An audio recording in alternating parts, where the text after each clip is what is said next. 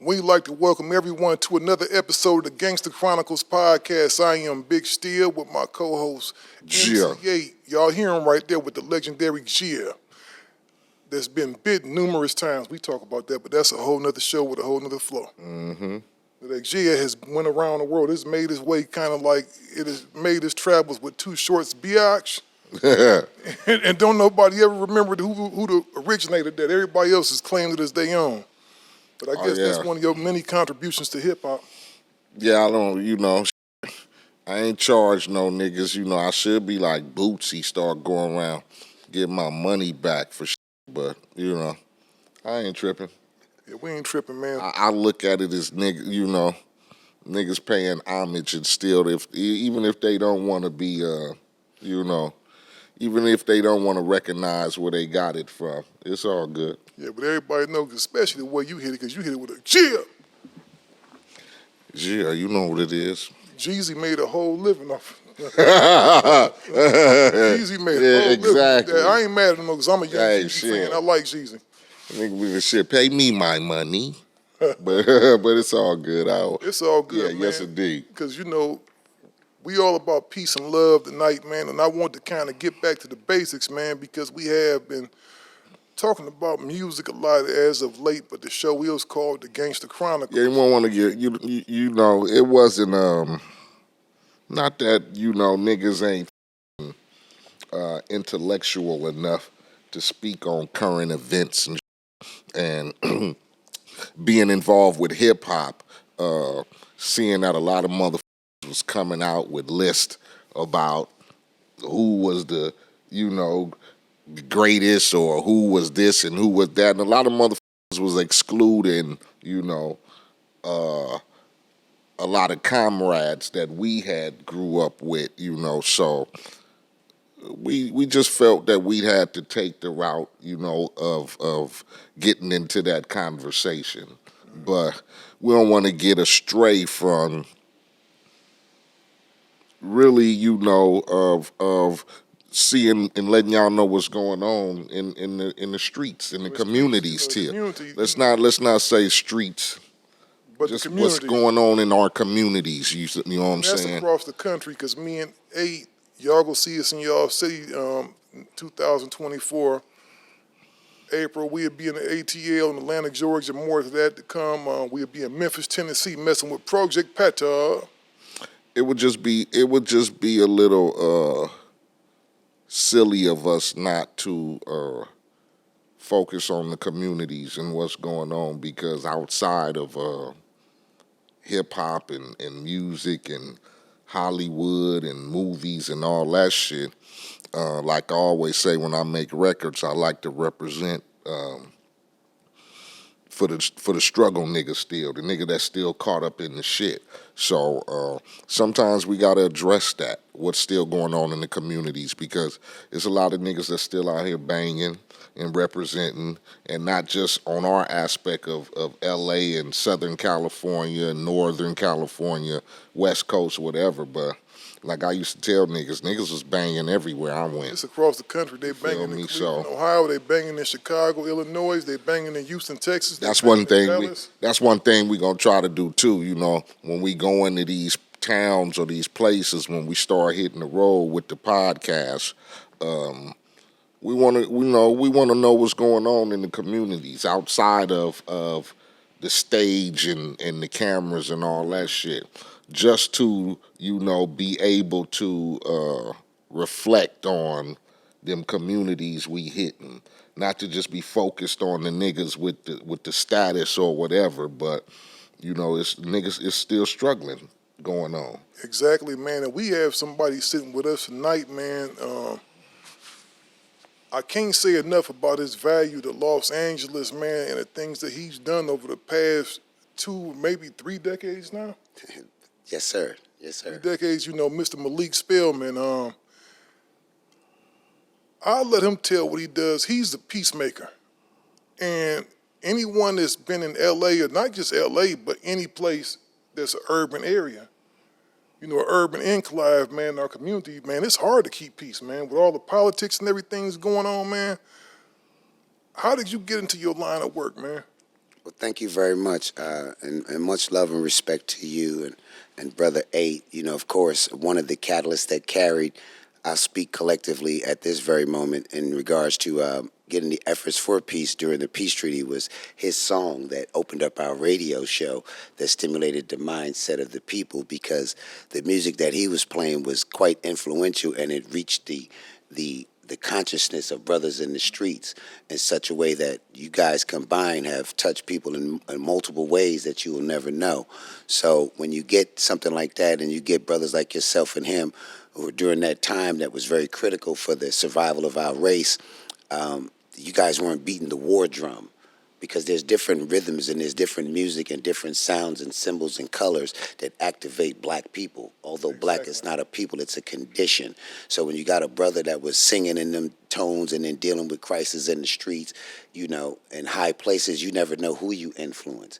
So right now, today, although we did the peace thing, you know, I've been to 350 gang-related funerals. I've buried little kids in boxes this big when only me and my brother had to be the pallbearer because no one showed up. I've done over 200 gang. I say peace treaties because at the time that was the operative word, like the word narrative is the operative word now. But at that time, peace was a word that was either escalation or de-escalation word. And now, ever since then, you know, peace really means, if you look at the acronym, means power to education, always correct errors. You know what I'm saying? So once we get the power to education, we can always correct the errors of our people. So what I decided to do, by God's grace and his grace alone and with the blessings of the people, God inspired me to come up with a thing called the understanding, getting an understanding, because youngsters today, they was born during wartime, so they're not familiar with peace. You know what I'm saying? They was born in the 80s or the late 90s. We've been at war in America for over 50, 40, 30 years now. You know, and I oftentimes tell people it's like it's a damn shame that I've lost more friends on the Crenshaw Strip than they've lost in all the wars on the Gaza Strip, even up to this very day. You know what I mean? I've noticed that there's been 15,000 just gang-related funerals in Los Angeles alone. And some of those people are potential doctors, theologians, scientists, rappers, engineers, and philosophers. So when people ask me, what is it that you do? I just want to set the record straight because there's a lot of malarkey coming across the internet in regards to the efforts and the image of black men in Los Angeles in particular, which reflects around the world.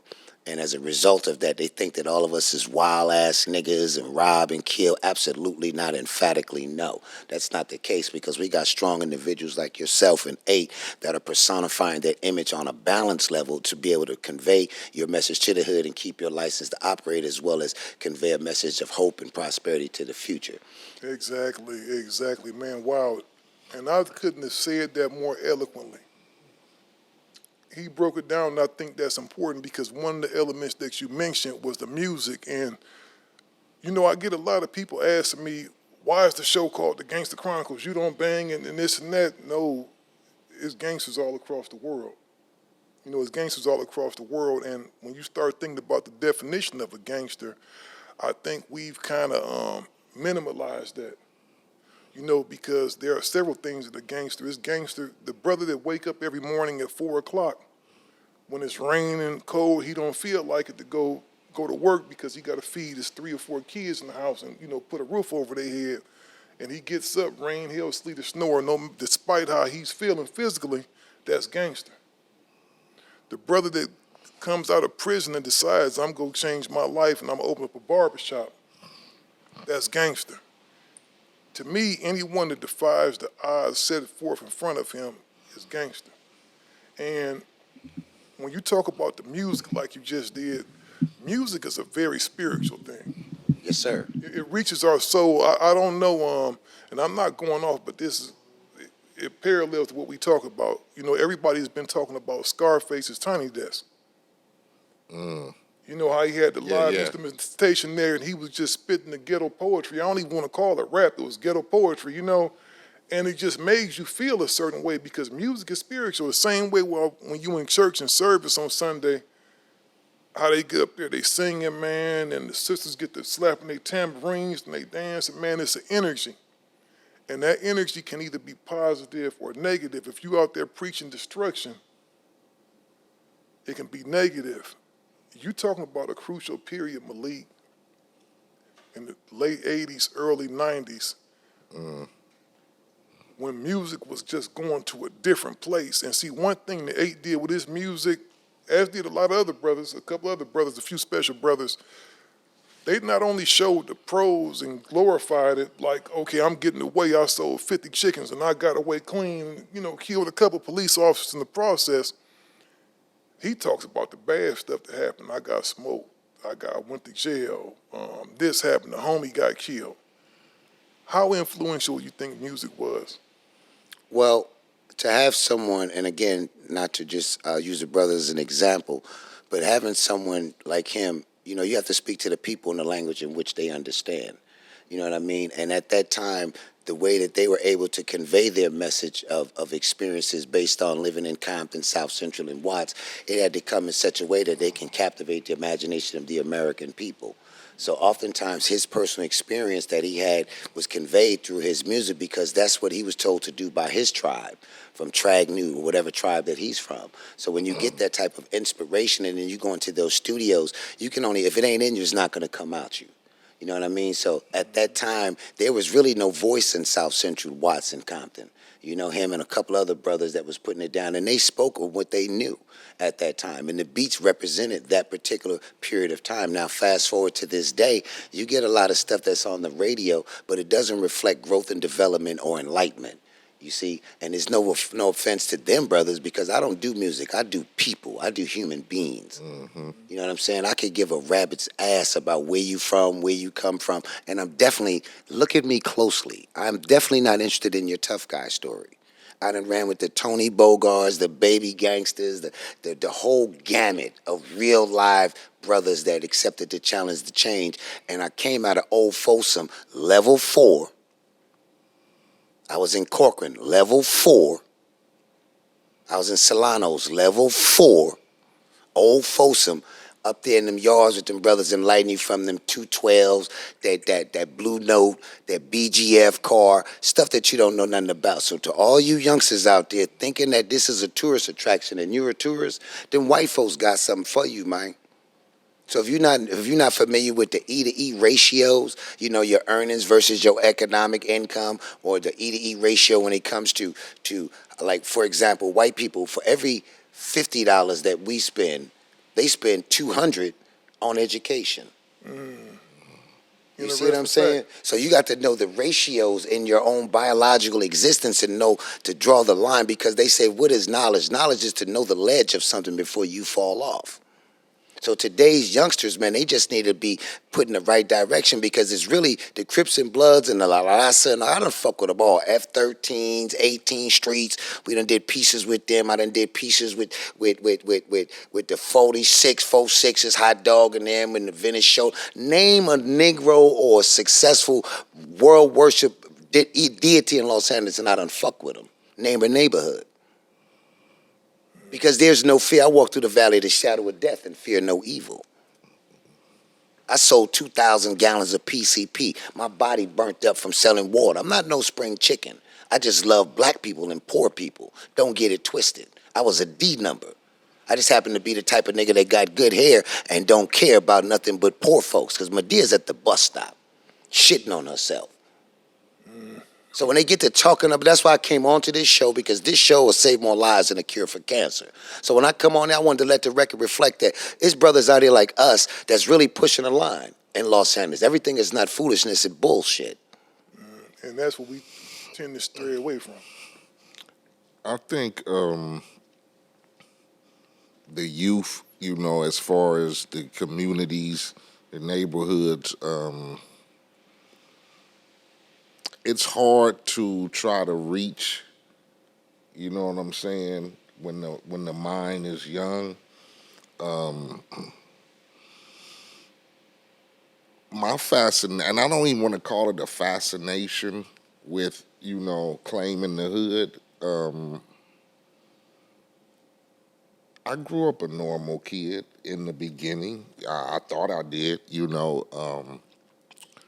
like I said, single moms in the house, I still had a connection with my pops. A lot of people say when the home is fatherless, that's when you can, but I think my mom did a good job up until those adolescence years when, you know, sometimes teenagers get naive to shit, or even though you in a situation where you middle class, you know, I grew up in Compton, in Spooktown. Moms worked, me and my older sister, but it just seems like the neighborhood life is, that was it, you know. Youth have a lot of access. Like Steele, your son played football. My son played youth football. Got trainers and all of this and that. But back then, yeah, a lot of shit was not affordable for a single parent. Walking through the neighborhoods, going to school as a youth, you get me? You start seeing the signs, cars pull up on you, going to the bus stop to school, dudes asking you where you from, you know. I guess it was the thought of unity for me. It wasn't the red and blue rags and the what it was shit. It's a gang of niggas over here like me. You feel me? I don't see no, not too many fathers around and caring, loving family situations. And some of them might have been good, but growing up in the hood was our connection to claim the neighborhood. You feel me? I had no intention of trying to become something else at that time. All I saw was selling crack on Corridon or hanging with the homies. That was my family connection. At home, everybody was on their own shit. You get me? My sister did her own thing. I was over here in the hood. Moms was working. You get me? So I think a lot of youth today are looking for that. You get me? That unity is what a lot of motherfuckers start claiming, or relatives or cousins who grow up in the neighborhood and that connection and shit. But I don't think we realize what what you inherit when you start claiming the neighborhood, because you gonna see some shit. You're gonna see some drugs. You're gonna see some niggas dying. You're gonna get caught up in some shootouts or whatever. So, not having opportunities, to me, is what get a lot of young niggas to start claiming the neighborhood or growing up into the culture of it. You get me? And when you living in Compton, Long Beach, L.A., Watts at that time, when I started claiming the hood in the middle 80s and shit, in the late 80s, that's it. That shit was fascinating, you know what I'm saying? It wasn't like, it was nothing else. What else was we supposed to do? You know what's funny about you saying that, and Malik, maybe you could speak on this. You remember before Reagan got in the office, we had all these programs after school to where you can go to the gyms, the local gyms, and play basketball. You had a lot more parks. You would see brothers outside shooting hoop. You had more kids playing baseball. And this is just something, because I noticed that the other day. I was talking to one of my homies from Compton, and I said, man, you remember when we was kids, man, that you can go outside and see people playing at parks. You can go up to the rec center. Everybody was headed to the rec center to play basketball. They had something going on. They had an activity. Some brothers was even able to get jobs once they turned 16. I remember I couldn't wait.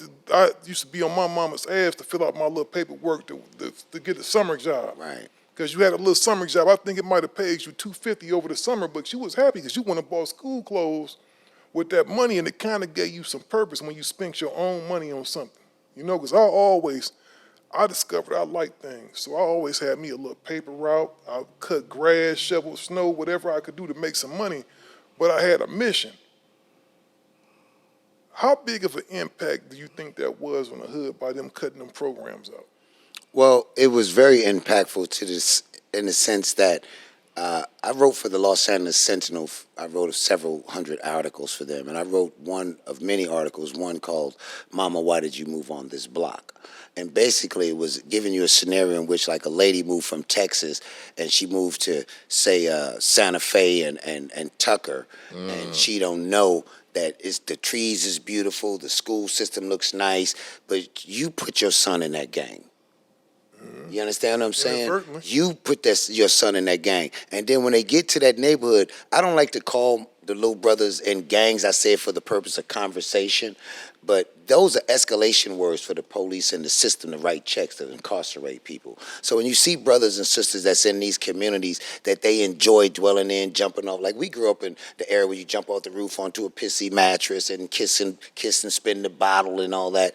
But these kids are proud to be from the tribe that they're at. So if you're from Santana Block or from 60s or from 40s or from Compton, Trag Nude or Spooktown, you're proud of that area because that's what you know. So consequently, your tribe has tribal issues with other tribes because we grew up under the auspices of these colonizers as Hatfields and McCoys.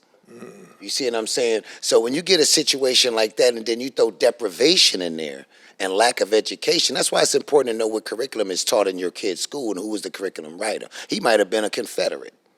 Yeah. So the education that we receive in the ghetto is different than the education they get west of Sepulveda. So when you see these little brothers and sisters proud of their neighborhood, like he said he was proud of his neighborhood, he enjoyed it. That was his peer group. If he had to go to jury trial, those are the people they said, we're going to judge you by a committee of peers that you're familiar with. And that's what they're talking about. So they take the pride out of that, and then you throw a monkey wrench of confusion into this shit.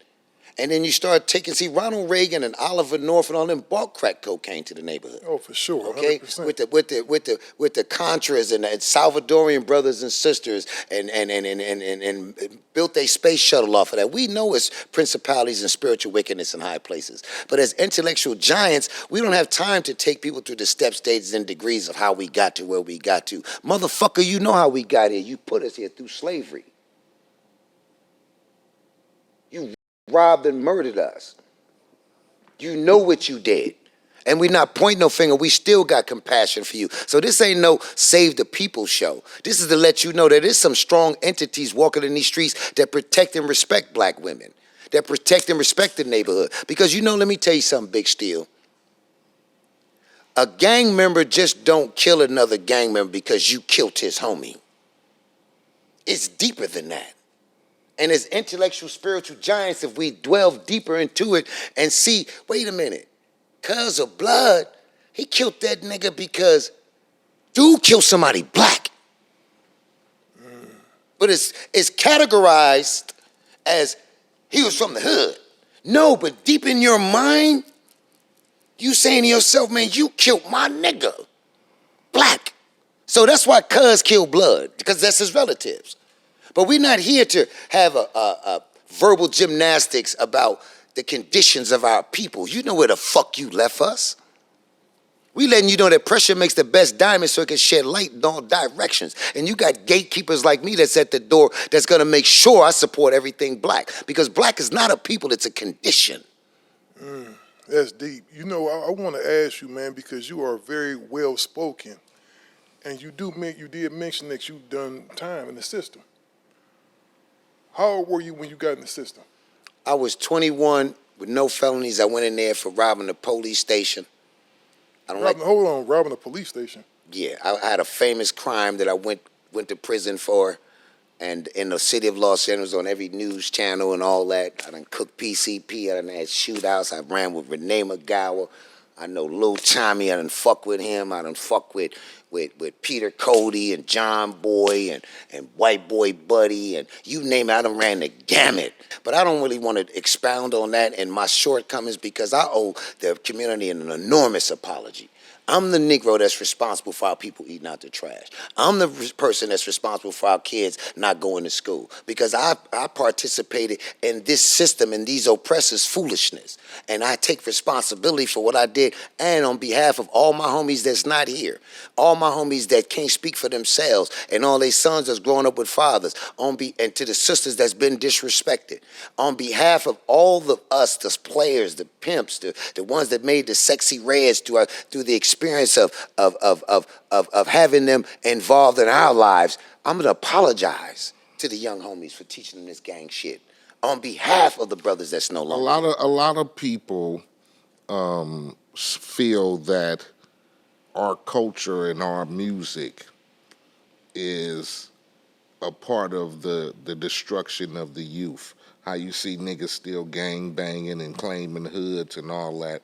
So you feel responsible for starting that foundation of showing, because do you feel like what you did taught the youth coming up that same path to do it? Because we still got niggas in the hood going to pen. We still got niggas selling sherm, steel, and dope and claiming the hood like it's the most important thing in the world. Well, what I take responsibility for, and my verbal public apology was not an individual apology based on my own shortcomings. It was an apology based on a collective group of errors that we made as black men from South Central, Wise, Compton, Pomona, and beyond Chicago that we bit into for the purpose of survival. As an individual, I'm totally cognizant of the fact that we have perpetuated this foolishness in such a way that it's come down to our children. I can't control that. That's America's job. Okay, but I can identify with the fact that there are people like ourselves who know that, one, we take responsibility for the contributions that we made. If I broke Miss Johnson's window and ran when I was little, Miss Johnson, I apologize to you. If I sold dope to the community and I know that I sold dope and a bunch of other cats sold dope and they didn't get a chance to say they apologized to God first and to the community, that's what I'm trying to implement, because it's going to always go. See, everybody that's black is not your brother. It's a lot of niggas doing stuff under the stolen identity, and then they blaming it on black people. We're black, but it's a lot of nigga foolishness that's outside, has nothing to do with us. A whole lot of that. So we have to start taking responsibility and separating the two entities when it comes to who's doing what. Because we're real men. We're really trying to help our community. So when we start making these apologies collectively as individuals, and then taking responsibility for the most minuscule amount of dirt that you did to black people, it speaks collectively for us all. But as far as the perpetuation of what's going on today, that's America's problem, is gentrification. See, I wrote an article once before called Chemicals and Biological Weapons of Mass Destruction Hit the Inner City. I wrote it to the President of the United States. I wasn't talking about no bombs. I'm talking about that crack cocaine, them big old pistols with them switches on there, that HIV and that AIDS and all that shit. You see what I'm saying? So there's a different approach. When the brother made his record, it may not have been a direct apology to the black community, but it was an enlightenment with an apology attached, because it enlightened people like myself. So there'll never be a way for us to apologize for the oppressor's bullshit. Like I tell a lot of youngsters, they say, man, I live on Rosecrans. You do? Well, who is General Rosecrans? See, we got to teach our children different. Oh, God, blood, I live on Rosecrans. General Rosecrans was an oppressor. That's deep, man. You see what I'm saying? Did you know that, Eiht? Then they say, well, I drank Coors beer. Well, Coors was an oppressor. Every oppressor that was an oppressor got a beer named after him on street. Pico Payo, he was the first black Mexican-American mayor, governor or something. So we have to give our people different scenarios to let them know. The housing project was built by the best black architect that was ever lived. I forget his name, that built all the Hollywood shit. A brother.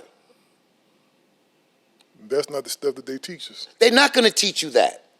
They're not going to tell you who the Crenshaw family is. They're not going to tell you that the DWP is a private company not owned by the state. They're not going to tell you that. They're not going to tell you about how the black people in Watts and the lead that's in the pipes underneath the water, and how they got all the different gentrification going on there, running them brothers out of them communities. They're not going to tell you that. You know what's deep about you saying that, man? I was coming from Inglewood one day, and I was driving down Imperial with my wife, and I took a wrong turn. I was trying to go visit one of my partners over there, and you know how you turn up in the Watts, you can get lost a little bit.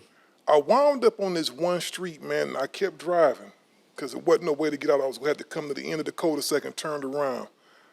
I saw a bunch of construction taking place, like new stuff out there, man, like they were building buildings over there. And when I did go to my partner's house, that house had been in their family for maybe 2 generations. When his grandma first came from Tennessee, that's where she bought it, right? And he was telling me, yeah, we about to sell this. Some people done came over, man, they offered us $700,000 at that time, which is way over the value and everything. And I noticed how they're shipping all the brothers and everybody out there to the desert now. They're telling them, you could take your Section 8 and go out to Lancaster, Palmdale. Lancaster, yeah. They tried, I think they tried to do something in Moreno Valley when they was trying to tear down the projects and send everybody out to there. Well, what they're doing is now they're taking their land back. That's prime real estate right there. You can see how they cleaned up downtown. Downtown is actually a place worth visiting now. I remember when I first came to California in 88, 87, it was like homeless central down there, downtown. But now you go down there, it's nice, My son got an apartment down there, man, it's plush. That's called gentrification. Yeah, but if you notice, they shipping us out to the desert now. Buying houses from them, taking them from them, in some cases, making them offers they can't refuse, right? So they selling off their land, man, not really negotiating, not knowledgeable about the whole process. But I said, what's going on? So pretty soon, you think about it, you got the bounty hunters over there. You got Grape Streets over there, right? All of these neighborhoods, man, based on one location, right? Those locations may not be there in another 10 years. I think another 2 years. Oh, you give it that soon? Yeah, because what happens is all the people that they're running out of these areas. Didn't they tear Jordan down? Yeah, they got new housing over there. They tore Jordan down. The criteria that you got to get in one, if your son get caught smoking weed or writing on the wall, being an adolescent, you're not there. And without even having to mention it, we know we not there. It's a wrap for that. Them brothers and sisters is holding on and still trying to do things. My boy Dow and his family handing out food and whatnot. But what happens is they move us out to these other areas on the quake fault line, where the earthquake line is. Fontana, San Bernardino, that's where the earthquake, the fault line is. So they move us there, but by the time we get to, hypothetically speaking, Fontana, if we try to go to the next city over, Fontana done called them and told them to raise the rent. So they push us from here. Then we push out there $1,300 a month, 3 bedroom, 3 bath. And then the next city over is like, hey, the Negroes is coming. So then they raise the rent. So that's what keeps our people in a perpetual homeless situation. And if you're not aware, see, my crew and I, Daou and a bunch of other brothers, even with Big U, we went out there and bought land in Adelanto. A lot of my partners from Swans, we bought land, man, in the desert. Now you look up, they got the bullet train coming. Then they got the other train coming. And I can show you on my phone right now where a piece of land that I spent 10 acres. See, we have to be, there's no simple solutions, big brothers, only intelligent choices. And one of the intelligent choices that we have to make is to remember that a man with no land has no voice. That's real talk. You dig? And when our parents came out here from the plantation and Jim Crow and all that, Grandpa got a nail and a piece of wood and a plot.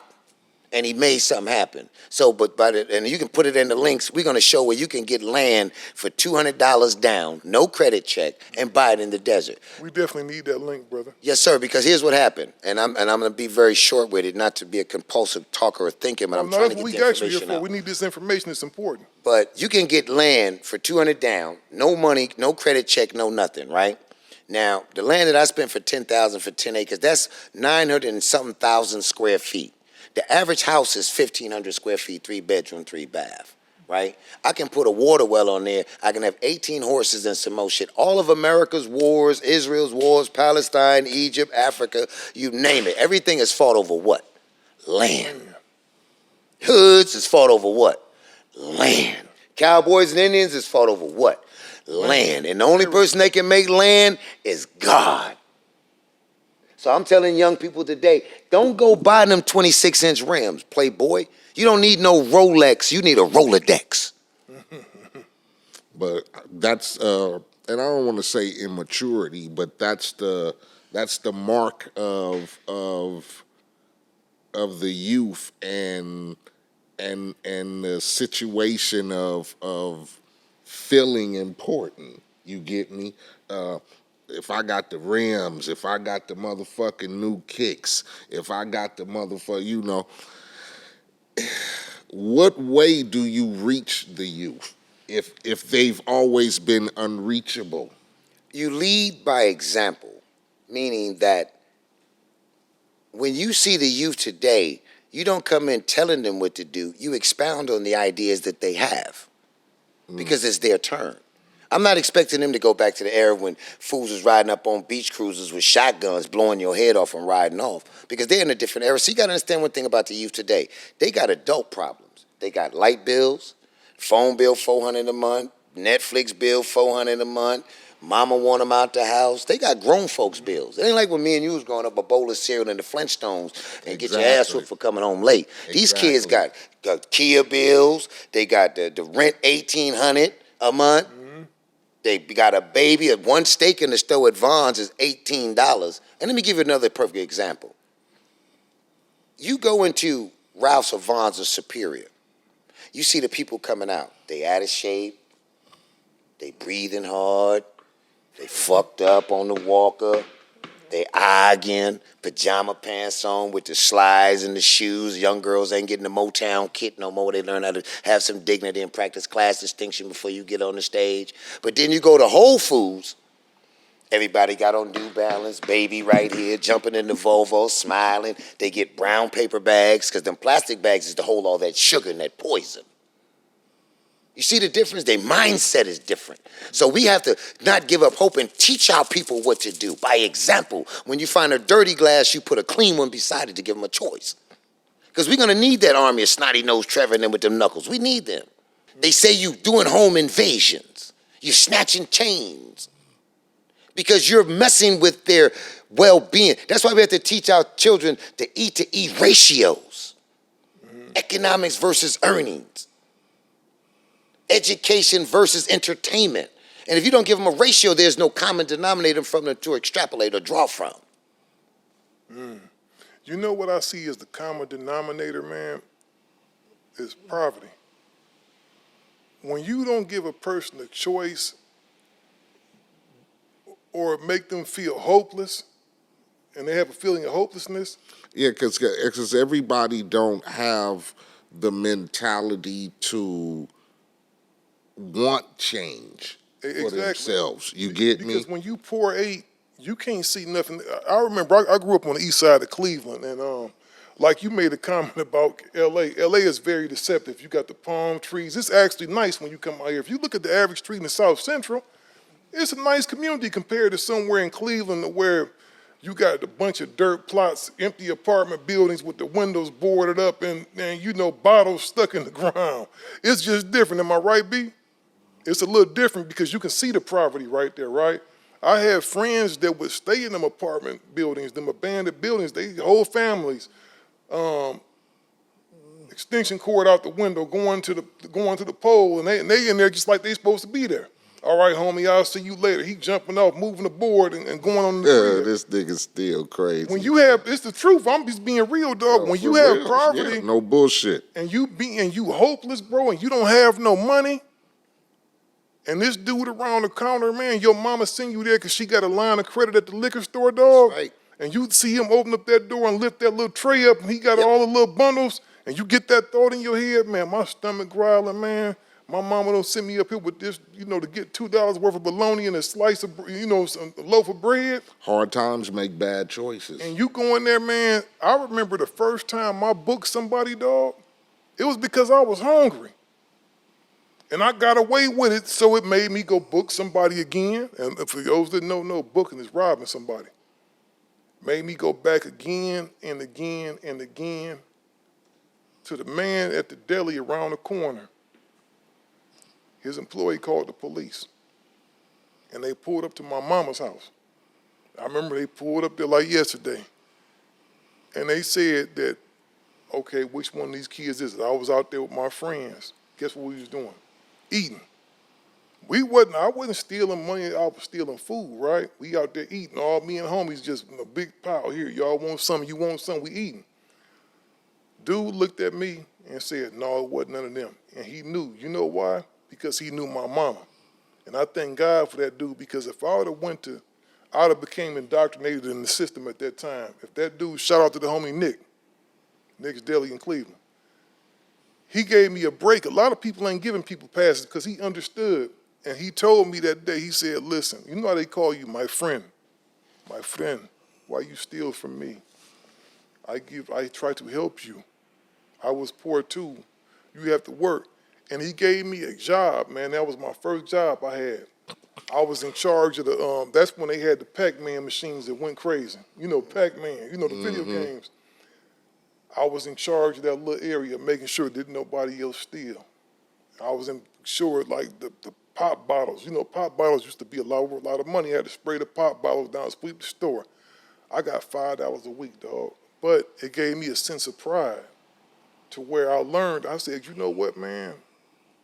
It's way easier and you feel better about yourself when you go earn something for that. And I would stack my money up. And I've always been that way since then. Unfortunately, my hustle turned to other things as I got older. You know, when that crack came, because, you know, you saw the homies that was 15 buying cars and they was coming in them fresh new Jordans and all that stuff, you know, so it changed a little bit later on. But we have to create opportunities for our youth today, man. Because if we don't, we could do all the talking in the world and show them, but as long as they got them hunger pains in their stomach and they feel hopeless, bro, we go see a pattern of the same shit going on and on again, just repeating itself. Do you attribute all the snatching and grabbing from the stores and all the high extensive shit? Do you attribute that to hunger pains, or do you attribute that to the fad of today? A lot of that is just greed, I believe, man. And you know what? It's still hunger pains because, and I'm gonna let you talk about it. I'm gonna let you land on this in a minute. But what I see today with the kids, right? And I don't want to turn this into a thing where we talk about the youth of the day because they're not too different than what we was, right? But exactly. But what we didn't have, we didn't have these illusions of grandeur on the television screen. Because these kids sit at home, they look at their phones right now. Information is more accessible than it's ever been in the history of the human race probably right now. You can literally go in something and type in something in Google and it's gonna give you the information. But they're not going to go seek the knowledge that he's talking about. They go on there and they look at, you know, not just the music videos, but the movies. And they see these brothers that's balling. And it's a similar situation to how it was when we grew up. Except we saw the dude on the corner, exactly. Cadillac on D's. Exactly. But this time, it's just 10 times bigger. Like, it's magnified 1,000,000 times bigger because now it's a dude pulling up in a Rolls Royce. He got a bunch of jewelry on. He got this. They want that. They don't even want to skip to the point of just getting a meal. I saw the hard worker, too. My mom went to work every day. That wasn't attractive. My father worked at General Motors till he died. But was I that saw attractive? the hard worker, but no. And you know, we was middle class. Like I said, I grew up on Johnson Street. We wasn't rich. You get me? We didn't have a fancy car, none of that shit. But I saw the hard worker. Everybody, you get me? My family, my mom's and them, they came from Gulfport, Mississippi. They had the hard work mentality. The hard worker looked like a sucker, though. I saw the nigga down the street on Dayton's. That's what I'm saying. Motherfucking center lines, the Nissan trucks, the bugs with the plush. With a page on, with a beeper on, a knot full of money in this thing, and a bad bitch on the side. That is what attracted me to, like, and then, yeah. I saw the hard struggle of moms working 9 to 5 every day, and still at the end of the day, shit was hard to pay. Man, what's more attractive to a youth? All that working that she was doing, we ain't living in motherfucking Cerritos or Baldwin fucking Hills. So you look at that as a waste of time almost. We living in the block in Compton with niggas coming through blasting every day. And she pulling us down on the floor from the bed because niggas is coming through blasting. So the honesty shit or the lifestyle of the 9 to 5, I was like, fuck that shit. It's a struggle. When I'm looking down the street, this nigga got a brand new motherfucking Elko, fresh off the lot at Felix, on brand new Dayton's and the Alpine and the EQ, the 6x9s, and a nigga in high school. Now just imagine, Eiht, that looked bigger than life, right? Imagine what these kids see now with these, like, and I call them optical illusions. I ain't just gonna say the rappers because it's the movies now, right? You see the dude, man, that's the baller on TV. This nigga don't never have a job or nothing on there. You know what I'm saying? It's an illusion, right? These kids see these illusions, man, and they're impatient. They don't want to wait. You could tell a kid, well, if you work hard, maybe one day. No, they want it right now. Instant gratification. We are in the age of instant gratification. I believe it started with the microwave oven. The moment, man, because I remember I put a burrito in the oven. I had to wait for 3 hours, man, for that motherfucker to be done. I've been on starve to death. You know them little cheap-ass frozen burritos? You'll wait 3 hours for that motherfucker. Later on, it was zzz, ding. A minute later, you got your thing. And then they put the drive-thrus in the restaurant. Can I take your order? Don't nobody want to wait for nothing. They want that motherfucking shit right now, dog. They want it right now. Not yesterday, not tomorrow, but right now. Well, you're absolutely right on two fronts, and you guys made some very valid points. Of course, we were raised by OGs and not IG. That's the first thing. Definitely. And the second thing is sometimes we have to really point the finger at the hidden hand, the person that hid and didn't hide the hand. And some of the problems of black people today coming from the greatness that we came, because they only talk to us about our shortcomings, slavery, getting your ass whooped, we took your shit. But our history and our greatness supersedes civilization. You know, after God, then he put us. Then he put the sun, moon, and stars and told them to bow down to the black man. So because our children know there's something deep in their psyche tells them that they're royal, that they deserve better, that they've been robbed, that that's your shit, that you know you can't get to it, that the homie down the block balling. It's deep in your fucking psyche that's telling you, I'm not supposed to be poor. Because poverty is, they say in the Quran that poverty is worse than death. It's best to murder a man than to leave him in poverty. You dig what I'm saying? So when you get these type of situations where these kids is sitting back and they saying, my daddy died defeated, my grandma died defeated, but Bob at Bobby Hills High School, that punk motherfucker, he don't do shit, he got everything. Fuck it, I'm gonna rebel like the slaves did with Nat Turner. So that's a rebellion. That's America's fault. That's Biden's fault. Biden, you should have never locked up their daddy, you and Bill Clinton, with 3 strikes. Kamala Harris, you still got some of my homies doing 75 years of life in the feds right now where you up there smiling with that motherfucking oppressor and our people dying on their feet. Okay? So we can't just look at the kids because the kids are the ones they gonna throw out there to say, that's the problem. See, they did that. They bust the window. Motherfucker, do you know that sign that they got from Fendi come from an African tribe? Did you know them signs that they got for the biggest designer clothes they got, all them symbols come either from an Indian or African tribe? See, you got Africans with Fendi cutting their face with razors. We don't know that information, man. We don't have, it's like we don't have access to a lot of that information to tell these kids their lineage because like you say, all we hear about is the slavery. Right. All we hear about is the slavery, and they don't project positive black images, man. I'm going to tell you, Eiht, and you know this. That's why I always act like I'm somebody's father when I'm up here.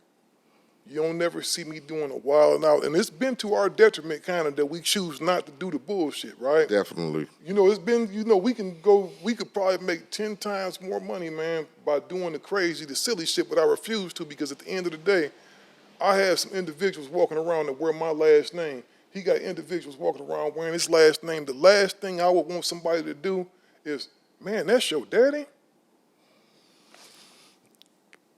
I just, you know, we are looked at already as in a negative light, especially when you come from the walks of life we come from. It's my reason for trying to be somewhat intelligent, articulate when you speak and you answer questions and you don't get involved with what's popularized today as far as the internet and content and the crazy shit. Because like I said, we already looked at as on the wrong side of the fence. Mm-hmm. So you gotta be able to show motherfuckers that even though you come from that side of the tracks, your maturity shows that, you know, you can be able to avoid certain conflicts and mess and show people that we're not just the ignorant Negroes that the picture is painted. You get me? You niggas came from poverty and gang banging and selling drugs and whatever. Y'all should be involved with what, a lot of motherfuckers like to see the downfall of the black man. And the problem is a lot of it is the same color. You get me? I had to tell my homeboy one time, because he likes watching the shows where, the bitches be fighting and the conflict, and it's always some shit cracking, and I'll be like, why are you interested in shit like that? Oh man, it's just so funny, and it's so, so-and-so got they ass whooped, and then these motherfuckers start fighting, and whoop-de-whoop. I said, that's why motherfuckers put them shows on TV, because they sit up and go, niggas love seeing niggas in bullshit. All the time, man, and that's painted in the most foolish light possible. This question for you, Malik, kind of, maybe you can help me expound on this a little bit, right? I think I was talking to you, Eiht, and I noticed that with us as black men, right, I've noticed each generation seems like they're doing a little bit better than the previous, but not really, because when you looked at a brother that was a certain age, if you looked at a brother in 1975 that was 30 years old, he carried himself a certain way, right? It's like, sometimes it's almost like our growth is stunted, because I see some of these brothers online and just some of these brothers in the street, they may be 50 years old, bro, but they got the mentality of like a 16-year-old. What do you attribute that to? It's like our growth has been stunted somewhere. I see some of these brothers, and some of these brothers are guys that make pretty good livings, but they act like fools. Well, that's called buck breaking. And it's been around since the beginning of time. You see, a deck of cards got a king, a queen, the ace of spades, the joker. What position do you play amongst our people? You got a lot of jokers. You got a lot of queens. You got a lot of jacks. What position do you see? I play chess, but I play chess with all pawns on the table, because I don't have time to play no games, and then I don't need no clock. So when you're dealing with a situation where you got brothers personifying that type of imagery and then coming back influencing our youth, that's by design. That's America. America never cleaned up the image of black people. They never gave them for example, and not to cut your wisdom, the Black Wall Street, the most positive thing could have ever happened. But somehow or another, they infused some bullshit in there and fucked them off. The Crips and Bloods. They started out as something to protect Spooktown from the white gangs that was up in Huntington Beach, called the Dirty Draws Gang. See, the first gang injunction was put on the Dirty Draws Gang in Huntington Beach. A white child, and no pun intended, but I speak from where I am. A white child walking down Melrose, sagging, with his pants hanging down, earrings over here and tattoos. He's an aspiring rock star. But Lil Pookie Loku Po ain't got number best but Western surplus clothes on, shoes toe up, walking down Melrose. He considered a gangbanger trying to steal something. When college kids go in college at USC and UCLA and they get drunk and drown their homeboy and all that, they have a safety net for them. But when Pookie get killed and shot up at a party, he's going to the penitentiary. When the little Caucasian or oppressor shoot up a school, they always go and say, well, he was a good kid. And he always handcuffed from the front and they take him to McDonald's. But when little Pookie get in some trouble, his head slammed in the back of the car, his arms up like this, and they go take his brother and put him in the hole in the penitentiary and cut his mama rent off and cut him out the projects. You have to know systemically what's going on.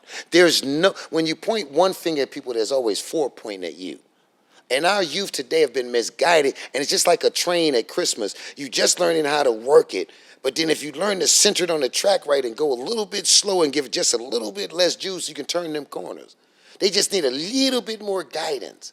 You got to teach them about people like George Soros, S-O-R-O-S, who funds Black Lives Matters, who funds the destruction of human beings, who's alive today. You have to teach them about cats like Epstein, who forget him trying to have sex with young girls, you nasty bastard. But what about the Virgin Islands suing you because of all the biological experiments that you were doing on black children and in Africa and the Virgin Islands? Speak on it. And all them subsidiaries you set up. Or what about your boy up there at the top, Mel Gibson, who's talking about whoop-de-whoop-de-whoop is eating and having sex with babies and yada, yada, yada, yada. But then you turn around and they blame it on R. Kelly and P. Diddy. What is it? So you're saying shit rolls downhill. Take the light off of them, but you go to camera too. See, you know what that is too, Malik? The chickens are coming home to roost right now. A lot of these brothers like Diddy, and not to get all into this stuff, but they thought they had a seat at the table at one time. And they are about to take the brunt of a lot of this stuff or either come up missing probably. Beloved, I think it's more like we all been in the game. You have. The game will send you a bill. Like for me, I only dated wealthy women for a long time because I sold black dick to bury black babies. That's the name of one of my books. Because every time I go turn a trick with an old white bitch, I got to go give Shaquita some money because her son got killed. So I'm a hoe. You see what I'm saying? So my point is that the game sends you a bill. If you a player in the streets and you done played bitches, now you stuck in the last part of your life with a square bitch you can't stand. The game sends you a bill. Puffy the Game just sent you a bill. Pay it. The game sends everybody a bill. And last but not least, and I reflect back to Eiht, because I played his show, his radio stuff on the radio, his music. He was the first East Coast, West Coast prelude. We should have stopped it then. He was the first one to try to, with the DJ Quick thing and all that. If you think about it, that man went through hell trying to show that he can coexist with other people, trying to represent his tribe. Because back then, you wasn't able to just be crippled blood and just get away with it. Wasn't no cakewalks. Your motherfucking ass better be bout it. If they caught you in that uniform, you bout it. So my point is this. I salute you. That's why I drove over here. For sure. And I salute you. And I salute the owner of this coin studio because he stayed down with black people and poor people. The owner of this studio, I assume, is either Native American or Caucasian, and I ain't never seen him around nobody but black people he trying to help. Oh no, let me stop you right there. Shout out to the homeboy Maka. Maka is a brother from out there and been in the penitentiary. We would have him on the show actually. I wish you could have met him, man. Maka is one of the most incredible individuals I've ever met in my life. To change his circumstances, man, and defy the laws. He's just an incredible businessman. This ain't the only thing he got. He got some incredible stuff cracking, man. His brother actually invented the app. Not to get too far off the thing. Brother actually invented and took the same walks of life that we did. Yeah, took the same walk of life that we Went did. to He the was out there, he pen, was in the all that, game. yeah. Went You to know the why? pen and Because all that. the cream always rises to the top, Big Steele. For sure. And pressure makes the best diamond so it can shed light in all directions. Hey, man, you know, I want to ask you something, man. When we talk about positive black images, man, you had a show on A&E. Why didn't they continue doing that? Because this is the stuff that people need to hear. Because black unity and unity of poor people is a crime. You can find kiddie porno, you can find black on black murders, getting killed on selfie while you're on your phone on there, but you can't find not one Peacemaker LA Gang War segment on there. Unity of black people is a crime. That's why you don't hear no Public Enemy no more and music of that nature, because anything that's going to enlighten the masses goes against what they want. You done been in the meetings where they tell you, look, we need some shoot 'em up, bang, bang music. But can I tell you this quick story real fast, Steve? Oh, you got, man, you do your thing, brother. I was in the pen. I was in the county jail, and a brother walked by. He was on his way to death row. He was a Crip. I vaguely remember where he was from, but he was on swole. And I was a trustee in the hallway, and when the man walking, they yelled, "Dead man walking." You're supposed to turn around. But because I worked up in high power, because I already had a high power case 1750 for youngsters that don't know about that red wristband, you'll learn. Keep fucking around. The brother stopped and he said, "Malik, Can I tell you a story? Now, mind you, you're not even supposed to talk to these people. But the deputies let him stop. He said, I'm going to tell you a story of the three minds. And I told the story to Jesse Jackson and my nigga Q-Bone from Five Deuce Broadway bear witness that this is the truth. He said, I was in a store once before and they sold mines. They had the white mine, the Chinese mine, and the black mine. And he said, Malik, I walked in the store and I asked the man, how much you want for the white mine? He said, oh, for that one, Malik, I'll take $1 million. I said, well, that's relatively inexpensive, being at the white mine, invented the Constitution, got a lot of history underneath their belt. So I shopped some more in this store. And I ran across a section that sold the Chinese mine. So I asked the man in the store, I said, excuse me, sir, what do you want for the Chinese mine? He said, oh, for Malik, for that one, I'll take $2 million. I said, well, that's relatively inexpensive, being that the Chinese invented the art of war, gunpowder, things of that nature. So I shopped some more in this store. And I ran across the section that sold the black and brown mine. So I asked the man in the store, preferably speaking, I wanted to get a black one because it fit better for me. I said, how much you want for that black mine? He said, oh, Malik, for that one, Malik, I'll take $25 million. I said, you want $1 million for the white mine and their endeavor, $2 million for the Chinese mine and their endeavors and contributions. Why do you want so much for the black mine? He said, because the black mine hasn't been used, it's still in the box. Oh, my God, man, that's deep. A mine is a terrible thing to waste. The game gonna send you a bill.